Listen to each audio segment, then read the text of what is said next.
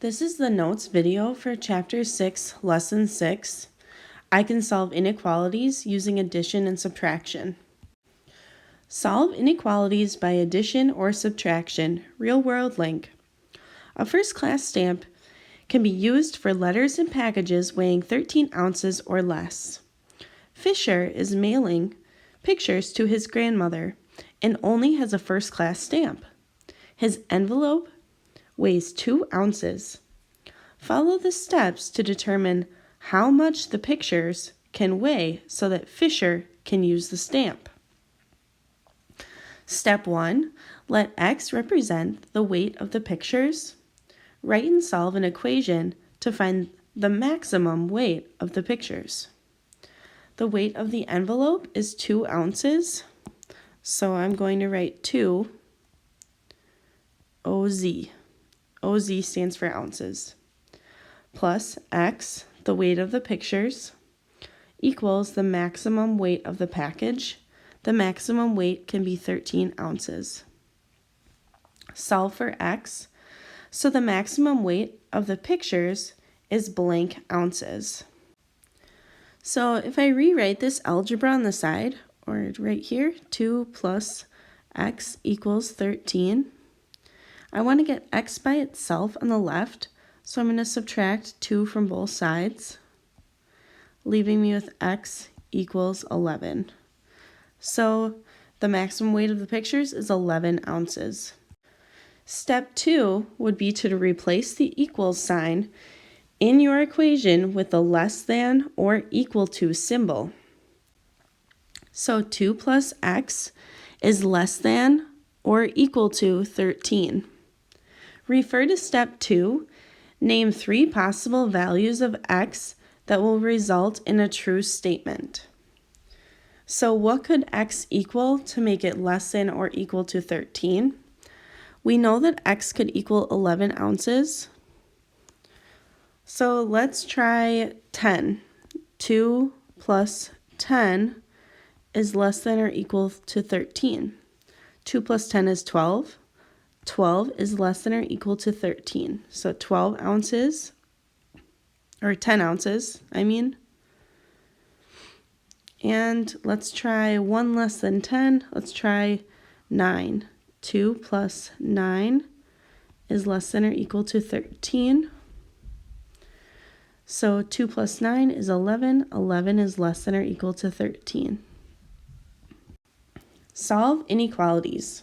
You can solve inequalities by using the addition property of inequalities and the subtraction property of inequalities. When you add or subtract the number or the same number from each side of an inequality, the inequality remains true. For all numbers A, B, and C, 1, if A is greater than B, then A plus C is greater than B plus C, and A minus C is greater than B minus C. If A is less than B, then A plus C is less than B plus C, and A minus C is less than B minus C. Here's the example. 2 is less than 4. If you add 3 to both sides, the left is still less than the right. 5 is still less than 7. An inequality is a mathematical sentence that compares quantities. Solving an inequality means finding values for the variable that make the inequality true. The table below gives some examples of the words you might use when describing different inequalities. So for this symbol, you might use is less than, is fewer than. For this symbol, is greater than, is more than, exceeds. For this symbol, is less than or equal to, is no more than, or is at most. For greater than or equal to, it's greater than or equal to, is no less than, or is at least. So these are key words that will be very important throughout this lesson. So especially when we're doing word problems, it's really important that we're looking at the signal words to figure out what symbol to use. So I put a star on each side of this box and I wrote important signal words for this lesson. So pay extra close attention to this page. Example 1, we're solving for x plus 3 is greater than 10. So if I am trying to get x by itself, I can subtract 3 from both sides of the inequality. And x is greater than 10 minus 3, which is 7. So x is greater than 7. And now I have to graph. So I drew a number line 2 through 12 with 7 in the middle. And when I have a greater than, so I know x has to be shaded somewhere on this side of 7, and I'm not going to fill in the circle. It's going to be an unfilled in circle, and then I'm going to shade that x can be any number greater than 7. So I just shaded that in. And then another thing I forgot is to check my answer. So if I substituted in 7 for x, would it be greater than 10? So 7 plus 3 is greater than 10. 7 plus 3 is 10. Is greater than 10? No, it doesn't work. It has to be a number greater than 10. So now I'm confused, but maybe the book will have a better explanation. Okay, so this makes more sense.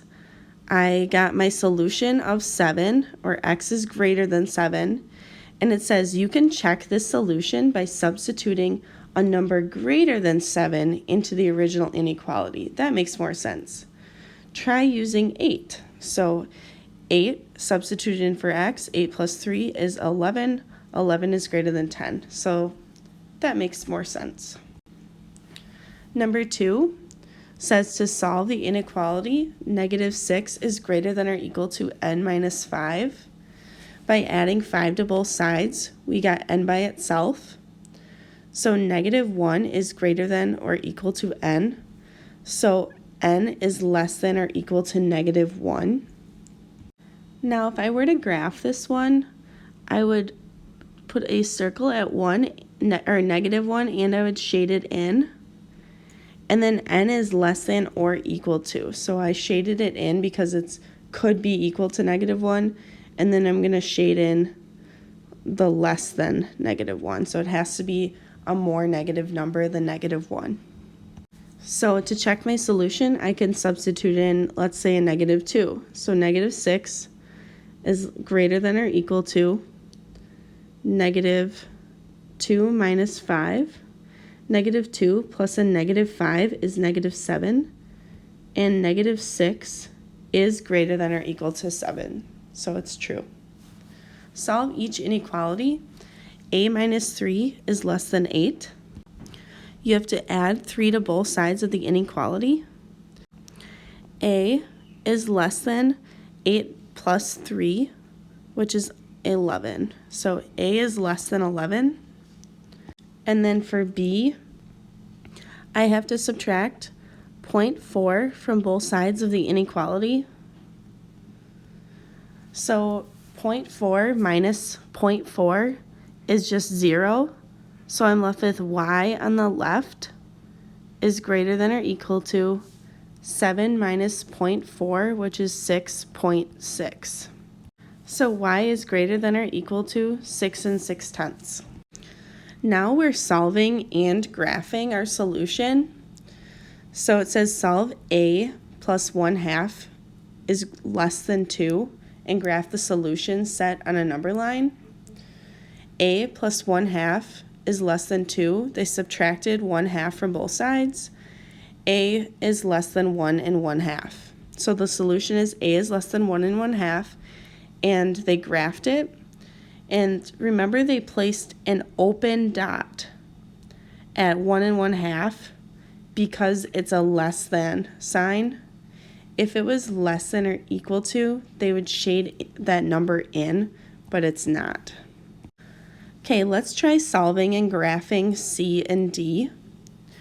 So H plus 4 is greater than 4. Let's subtract 4 from both sides to get H by itself. H is greater than 4 minus 4, which is 0. So if I put 0 in the center, 1, 2, -1, -2, and it's a less than symbol, or it's a greater than symbol, so I'm going to circle 0, and then since it's greater than, I'm going to shade in greater than 0. For D, I'm rewriting it down below. X minus 6 is less than or equal to 4. If you add 6 to both sides, you can get x by itself. X is less than or equal to 4 plus 6, which is 10. So 10 will go here. 11, 12, 9, 8. Since it's less than or equal to, I'm going to draw a shaded in circle at 10. And then any number less than 10 gets shaded in. So I'm going to shade in anything less than 10.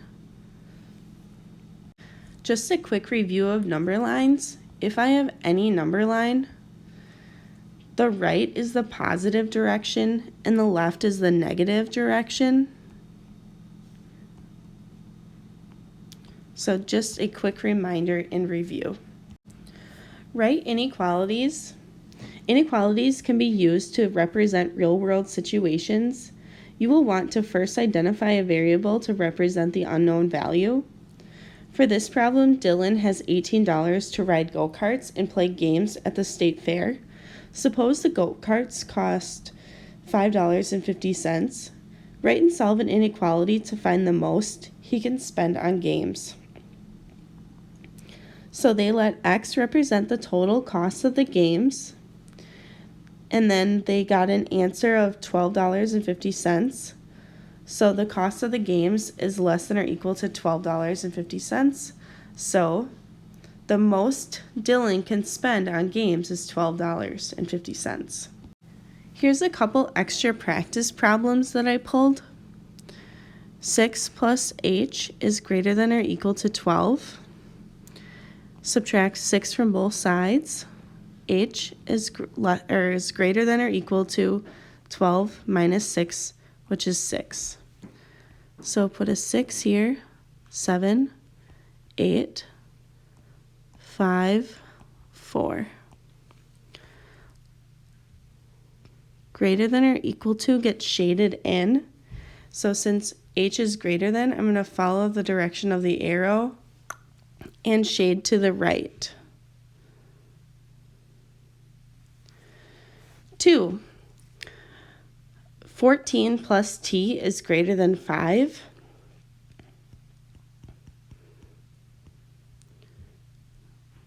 So I'm going to make that a t. If I subtract 14 from both sides, t is greater than 5 plus a negative 14 is negative 9. So negative 9 goes here, negative 10, negative 11, negative 8, negative 7, negative 6. This does not get shaded in. It just gets a circle, and it's greater than, so I shade in anything greater than a negative 9. This was the notes video for Chapter 6, Lesson 6.